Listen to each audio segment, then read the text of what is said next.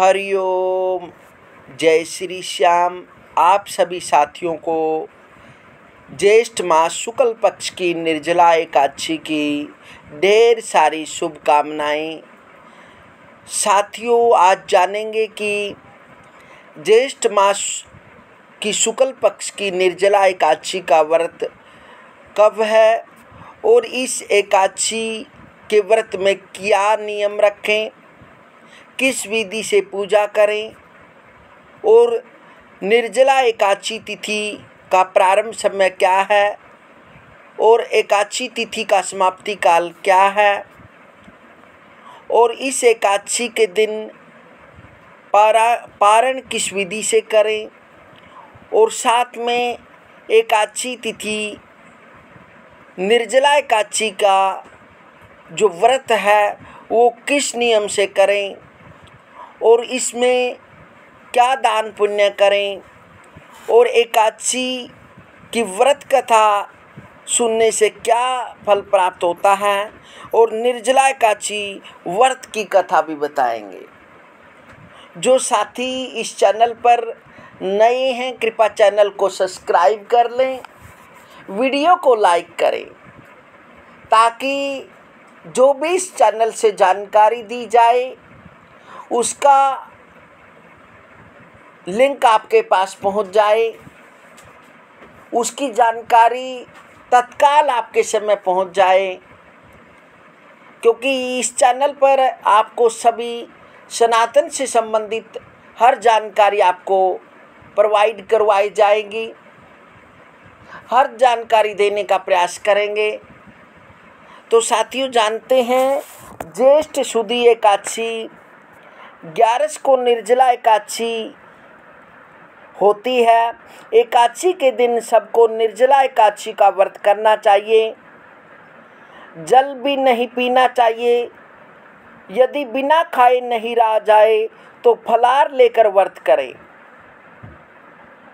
एकादशी के दिन सब मटके में जल भर के उसे ढक्कन से ढक दें और ढक्कन में चीनी व दक्षिणा फल इत्यादि रख दें। जिस भी याचक को वह मटका दे उसी याचक को एकादशी के दिन एक एक सीधा और शरबत दें। इस प्रकार से इस दिन एकादशी के नियम का पालन करना चाहिए। और एकादशी तिथि का जो प्रारंभ है वो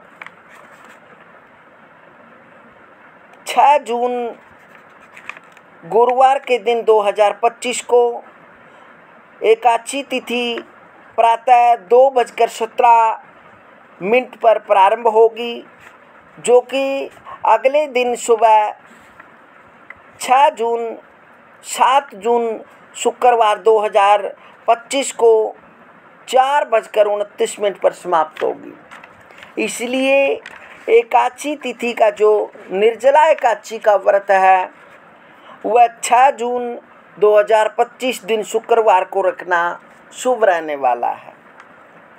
इसलिए 6 जून को सुबह ब्रह्म मुहूर्त में उठ जाएं और उठकर स्नान आदि करें। स्नान के जल में तिल, गंगा जल, आंवला डालकर स्नान करें। स्नान आदि कर मंदिर की सफाई करें। फिर भगवान श्री हरि विष्णु का जलाभिषेक करें। प्रभु को पंचामृत सहित गंगा जल से अभिषेक करें। विष्णु भगवान को पीला चंदन और पीले पुष्प अर्पित करें। मंदिर में घी का दीपक प्रज्वलित करें। संभव हो तो व्रत रखें और व्रत का संकल्प करें। निर्जला एकादशी की व्रत कथा अवश्य सुने व कहें, क्योंकि जो इस दिन निर्जला एकादशी का व्रत विधि विधान से करता है उस भक्त पर भगवान विष्णु की असीम अनुकंपा हो जाती है और उसके जीवन में जितने भी कठिनाइयाँ, परेशानियाँ, मुसीबत या कोई संकट या किसी प्रकार की भी व्याधियाँ हैं, वह भगवान विष्णु की कृपा से वह दूर हो जाती है। और जो इस व्रत को शुद्धि के साथ, विधि के साथ, श्रद्धा के साथ करता है, उसकी सभी मनोकामनाएं पूर्ण हो जाती है। वैसे तो वर्ष में काफ़ी एकादशी आती हैं, 24 एकादशी आती हैं। यदि अधिक मास या मल मास आ जाए तो फिर 26 एकादशियाँ व्रत में आती हैं। इन सभी एकादशियों में ज्येष्ठ मास शुक्ल पक्ष की निर्जला एकादशी बहुत ही विशेष मानी जाती है, क्योंकि इस एकादशी के दिन यदि कोई भगत श्रद्धा भक्ति से शुद्धि के साथ इस व्रत को कर लेता है तो उसको संपूर्ण वर्ष में जो एकादशियाँ आती है उन्हीं एकादशियों के पुण्य के फल के बराबर ही फल प्राप्त होता है, ऐसा शास्त्रों में वर्णित किया गया है।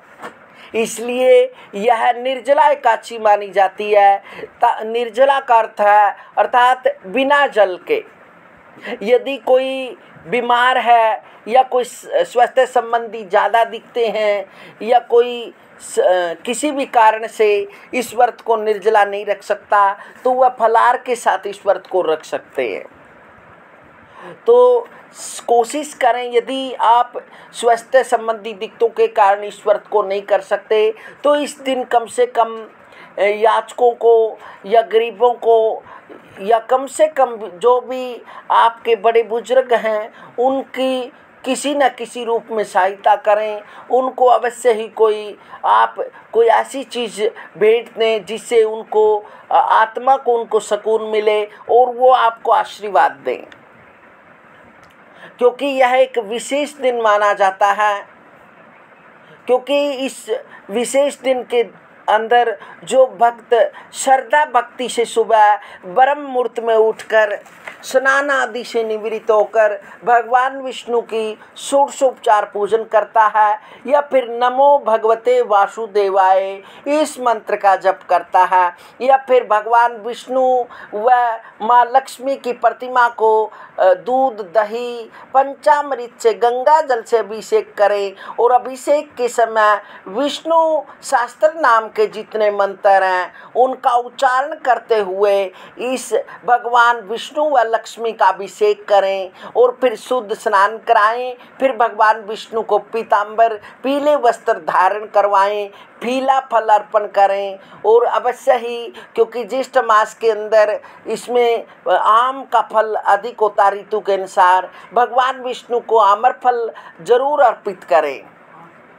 जो श्रद्धा भक्ति से इस तरह इस विधि से जो भगवान विष्णु की पूजा करता है उस भक्त पर भगवान विष्णु की विशेष अनुकंपा हो जाती है और उसके जीवन में जो भी कष्ट मुसीबतें हैं वो दूर हो जाती हैं और वह इस लोक में आयु, स्वास्थ्य, विद्या, धन, संपत्ति, ऐश्वर्य, मान, सम्मान, प्रतिष्ठा, धन, ऐश्वर्य सभी प्रकार के सुख भोग कर अंत में मोक्ष को प्राप्त होता है और उसको स्वर्ग गति की प्राप्ति होती है, ऐसा शास्त्रों में वर्णन माना गया है। और जो विशेष जो भगवान विष्णु को इस दिन अर्थार्थी भक्ति न करते हुए जिज्ञासु भक्ति करते हुए भगवान विष्णु को भजता है और नमो भगवते वासुदेवाय इस मंत्र को बोलते हुए भगवान विष्णु की पूजा करता है तो वह आत्मा तो वह जीव तो इस लोक में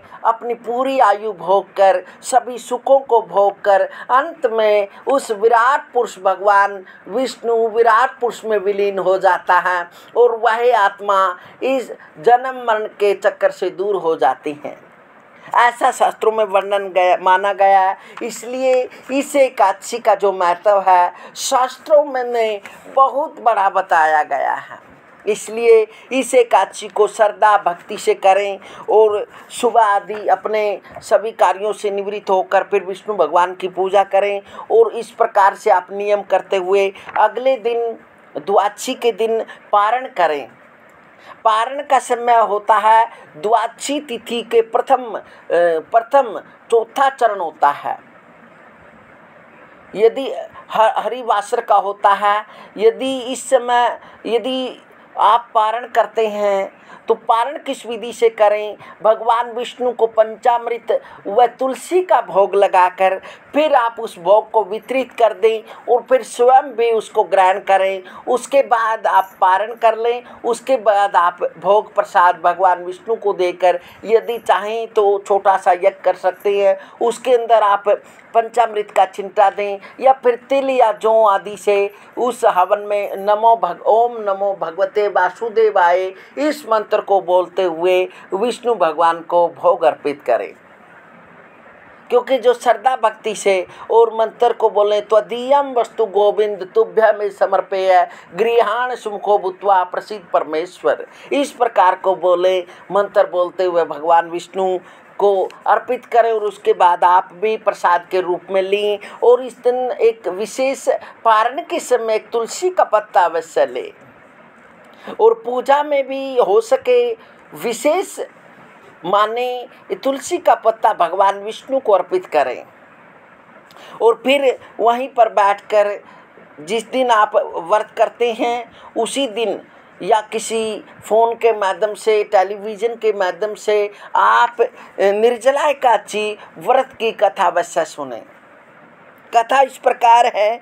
एक समय की बात है कि भीमसेन ने व्यास जी से कहा, भगवान युधिष्ठिर, अर्जुन, नकुल, सहदेव, कुंती तथा द्रौपदी सभी एकादशी के दिन उपवास करते हैं तथा मुझसे भी यह कार्य करने को कहते हैं। मैं कहता हूँ कि मैं भूख बर्दाश्त नहीं कर सकता। मैं दान देकर तथा वासुदेव भगवान की अर्चना करके उन्हें प्रसन्न कर लूँगा। बिना व्रत करे जिस तरह हो सके मुझे एकादशी व्रत का फल बताइए। मैं बिना काय क्लेश के ही फल चाहता हूँ। इस प्रकार वेद व्यास बोले, भीमसेन, यदि तुम्हें स्वर्ग लोकप्रिय है तथा नरक से सुरक्षित रहना चाहते हो तो दोनों एकादशियों का व्रत रखना होगा। भीमसेन बोले, हे देव, एक समय के भोजन से तो मेरा काम न चल सकेगा। मेरे उदर में वृक नामक अग्नि निरंतर प्रज्वलित रहती है। प्राप्त भोजन करने पर भी मेरी क्षुधा शांत नहीं होती। हे ऋषिवर, आप कृपा करके मुझे ऐसा व्रत बतलाइए कि जिसके करने मात्र से मेरा कल्याण हो सके। व्यास जी बोले, हे बद्र, ज्येष्ठ की एकादशी को निर्जल व्रत कीजिए। स्नान आचमन में जल ग्रहण कर सकते हैं, अन्न बिल्कुल न ग्रहण कीजिए। आचमन में जल ग्रहण कर सकते हैं, अन्न बिल्कुल न ग्रहण कीजिए। अनाहार लेने से व्रत खंडित हो जाता है। तुम भी जीवन पर्यंत इस व्रत का पालन करो। इससे तुम्हारे पूर्वकृत एकादशियों के अन्न खाने का पाप समूल रूप से विनिष्ट हो जाएगा। इस दिन ओम नमो भगवते वासुदेवाय मंत्र का उच्चारण करना चाहिए एवं गोदान करनी चाहिए। व्यास आज्ञानुसार भीमसेन ने बड़े साहस के साथ निर्जला एकादशी का यह व्रत किया, जिसके परिमाण स्वरूप प्रातः होते होते संज्ञाहीन हो गए। तब पांडवों ने गंगा जल, तुलसी, चरणामृत प्रसाद देकर उन्हें उनकी मूर्छा दूर की। तभी से भीमसेन पाप मुक्त हुए। इसलिए यह भीमसेन एकादशी भी कहलाती है, यह पांडव एकादशी भी कहलाती है। इस व्रत को जो भक्त, क्योंकि इससे विशेष जो निर्जला एकादशी होती है, वैसे तो जो वर्ष में अन्य एकादशी आती हैं 24 प्रकार की, उनमें तो अपने जिस प्रकार की प्राप्ति हम चाहते हैं, इस जो भूलोक में हैं, यह लोक में हैं, जिस प्रकार की कामना चाहते हैं उसी कामना को लेकर वो व्रत बताए गए हैं। लेकिन यह ज्येष्ठ मास शुक्ल पक्ष की निर्जला एकादशी एकादशी है जो साक्षात अपने को इस लोक में भी सुखी बनाती है और परलोक में तो फिर साक्षात नारायण में विलीन कर देती है। उस गोविंद ठाकुर भगवान की कृपा उस भक्त पर हो जाती है जो इस एकादशी का व्रत श्रद्धा भक्ति के साथ करता है। इसलिए साथियों, यदि यह जानकारी आपको अच्छी लगी तो कमेंट में हरिओम ज़रूर लिखें। मिलते हैं साथियों अगली वीडियो में, तब तक हरिओम हरिओम।